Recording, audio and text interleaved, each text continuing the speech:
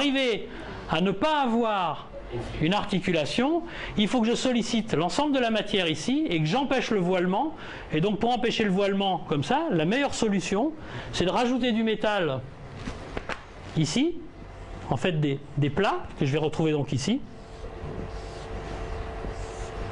de telle manière à ce que cette partie-là ne puisse pas fléchir. C'est ce qu'on appelle là effectivement un encastrement. Et là c'est ce qu'on voit, on ne le voit pas ici, mais on s'aperçoit en fait à chaque fois que tous ces éléments ici sont sollicités. Donc la semelle, ce qu'on appelle, vous savez, sur un profil I, vous avez ça c'est l'âme, et ça c'est ce qu'on appelle les semelles, ou les ailes des fois. Donc quand vous voyez un assemblage et vous vous rendez compte que dans l'assemblage que vous pensez être encastré, vous n'allez pas solliciter la partie arrière, c'est-à-dire le métal qui est derrière, ou empêcher le voilement de lame au milieu, c'est que vous avez de fortes chances d'avoir une articulation.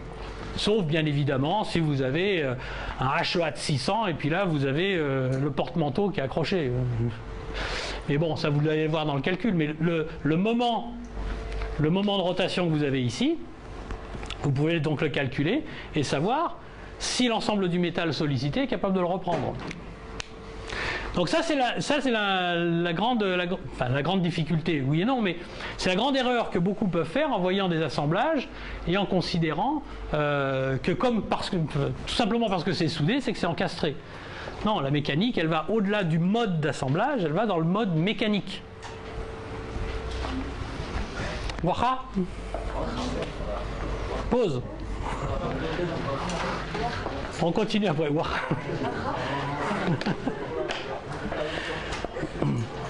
On fait une pause pour 15 minutes. Bon, alors donc maintenant je pense que la stabilité dans un plan n'a plus de secret pour vous. Mais bon, un bâtiment il tient quand il est stable dans ses plans, c'est bien, mais il est stable surtout quand il est stable dans tous les plans. C'est-à-dire en fait la stabilité dans l'espace du bâtiment. Un bâtiment, s'il est stable dans le sens des portiques, c'est bien, mais s'il se couche dans l'autre sens, ça n'a pas beaucoup d'intérêt. Donc il faut travailler également la stabilité dans l'autre sens. Mais vous pouvez la travailler de la même manière, puisqu'en fait on change simplement de plan. Hein? Si cet élément-là est stable, vous pouvez très bien reconsidérer la structure dans l'autre plan et ne plus vous occuper de cette stabilité dans ce sens-là, puisqu'elle est assurée. Donc c'est exactement le même travail. Maintenant la question qu'on peut se poser c'est où est-ce qu'on met des stabilités, quand est-ce qu'on les met, combien on en met, etc. Alors la règle c'est quoi? C'est de se dire, dans une construction métallique, on va considérer qu'un bâtiment fait 50 mètres de long. Au bout de 50 mètres, je vais mettre un joint de dilatation. Alors en béton c'est combien? 5. Non. Combien de mètres on fait? 30 mètres maximum.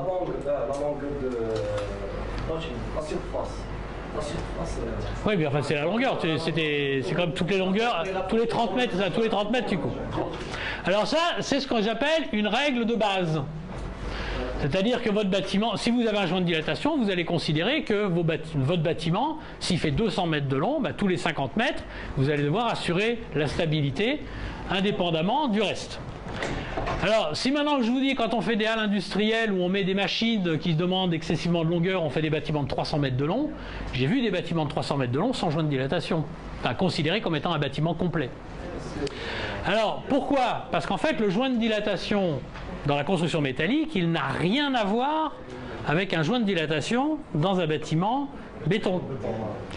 Comment est-ce que l'on fait un joint de dilatation en béton? Alors là, je vous apprends rien. Les Marocains sont les rois du béton armé.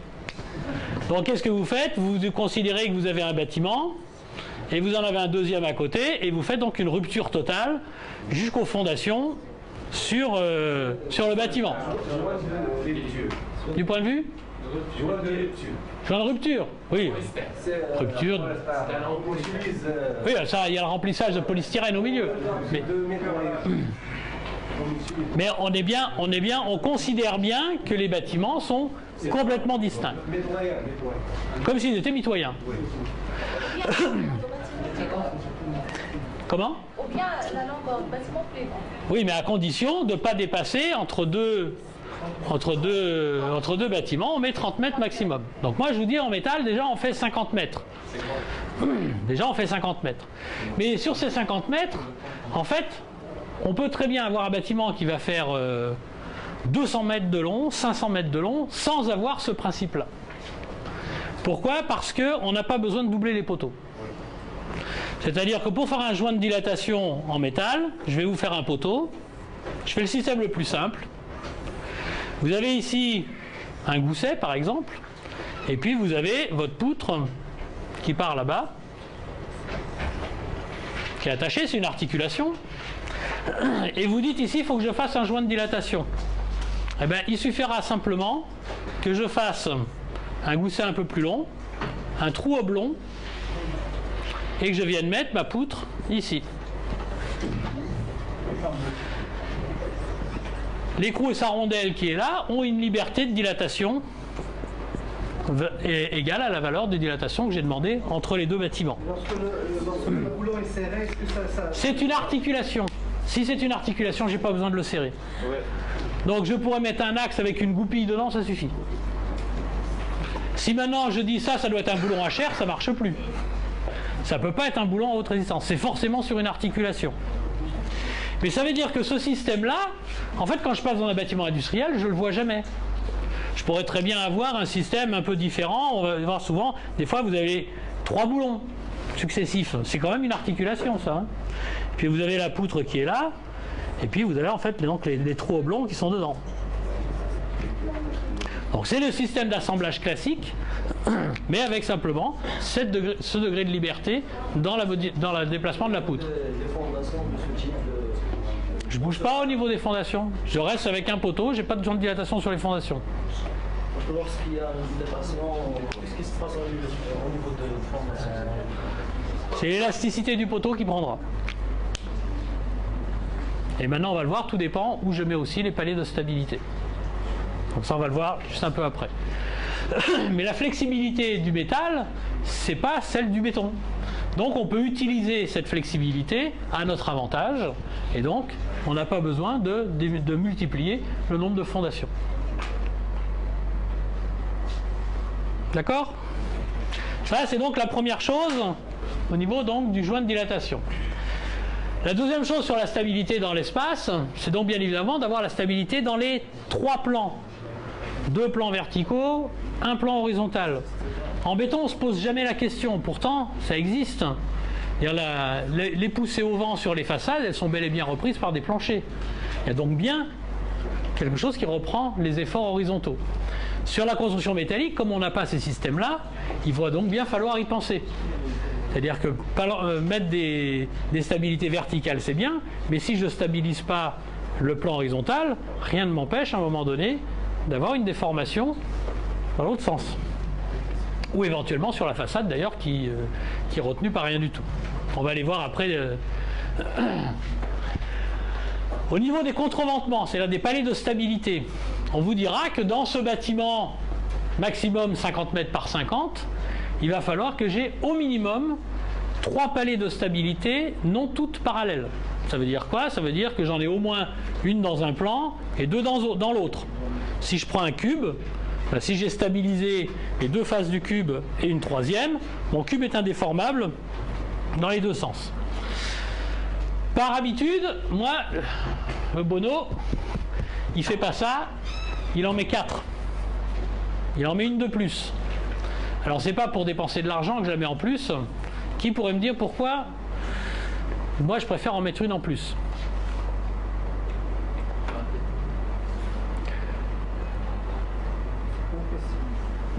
Pourquoi? Je répète la question.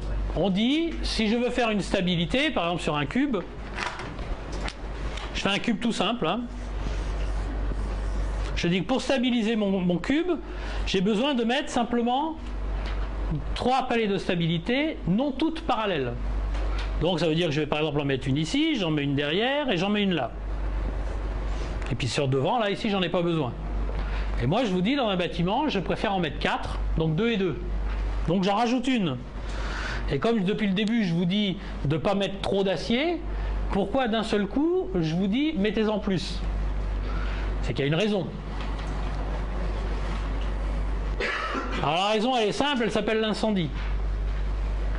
C'est-à-dire, si dans le bâtiment, à un moment donné, il y a un incendie, au niveau d'une palier de stabilité, et que je perds la palier de stabilité, je perds le bâtiment. Donc je préfère en rajouter une, et si le feu se déclare sur une palier de stabilité et sur une deuxième, c'est que le bâtiment il est déjà mal, donc il n'y a plus rien à faire pour lui. Donc c'est pour cette raison que je préfère en rajouter une quelque part pour être certain en cas d'accident d'avoir toujours mes 3 paliers de stabilité.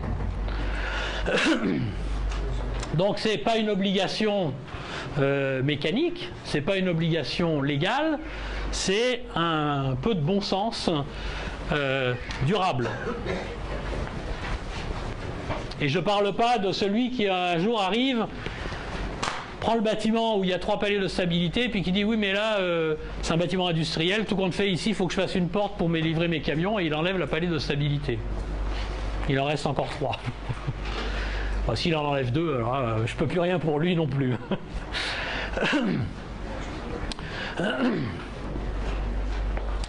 Et puis dernière chose, donc ne pas oublier les poutres au vent pour les façades, c'est-à-dire donc ce que je vous disais tout à l'heure, c'est quand le vent, on le verra ça en détail, hein, tous ces points-là on va les voir en détail. Mais simplement là je résume les choses, c'est donc se dire à un moment donné, les poutres au vent, il faut les faire. C'est quoi une poutre au vent? Ça existe aussi dans la toiture bois, hein. Dans les charpentes bois ça existe. C'est quand vous avez une façade qui est sous l'effet du vent. Voilà un bâtiment. J'ai le vent qui souffle ici. J'ai mes paliers de stabilité, je vais les mettre ici par exemple. Ça c'est ce qui va me permettre de reprendre l'effort au vent. Mais ça je suis capable de le prendre ici. Je suis capable de le prendre là-bas si par exemple j'ai la deuxième palier de stabilité aussi qui est de l'autre côté. Et qu'est-ce qui se passe au milieu? Tout le vent qui pousse ici, ici, ici, ici. Je vais fléchir. En fait, ici, il me faut en fait une poutre.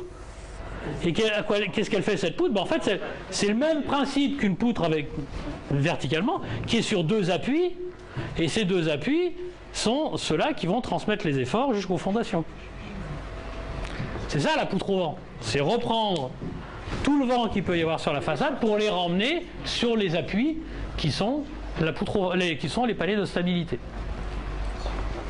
Alors ça c'est le genre de choses qu'on oublie. Alors en béton on n'y pense pas, parce que pourquoi? Parce qu'ici on a le plancher béton, c'est lui qui le fait quoi, par définition. Voilà, je crois qu'alors nous avons fini la théorie en tout cas. Quelques petits points de détail. Là aussi c'est d'avoir du bon sens. Ça fonctionne dans les paliers de stabilité. Si je pousse au vent, on va s'apercevoir que je peux transiter mes efforts jusqu'aux fondations. Hein, si je pousse là-haut, je vais reprendre ici, je vais repousser là, jusqu'à ce point ici. Donc je tends ici, je repousse là-bas, hop, et je redescends bien jusqu'au niveau des fondations. Mais la seule chose, c'est que je suis en train de faire transiter les efforts un peu partout, et toutes les barres qui sont sollicitées en poussée, je suis obligé de les dimensionner pour qu'elles ne flambent pas.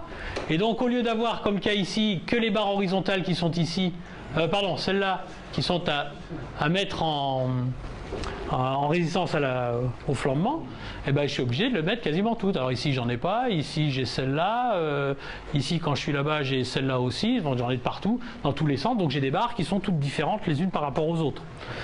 Donc c'est pas une obligation, mais c'est du bon sens. Deuxième chose, éviter les bridages. Les bridages, c'est quoi? Ça veut dire je mets 2 paliers de stabilité, ici, aux angles. Ça, c'est ce qu'on appelle un bridage. Pourquoi? Parce qu'en cas de dilatation, qu'est-ce qui se passe? Dilatation due à la température. Ça, c'est indéformable. Ça, c'est indéformable. Il n'y a pas de fissure dans le métal. Non. La barre ici va se dilater. Donc elle va flamber. Donc il va falloir reprendre la dilatation quelque part. Quand je fais un système comme ça, la dilatation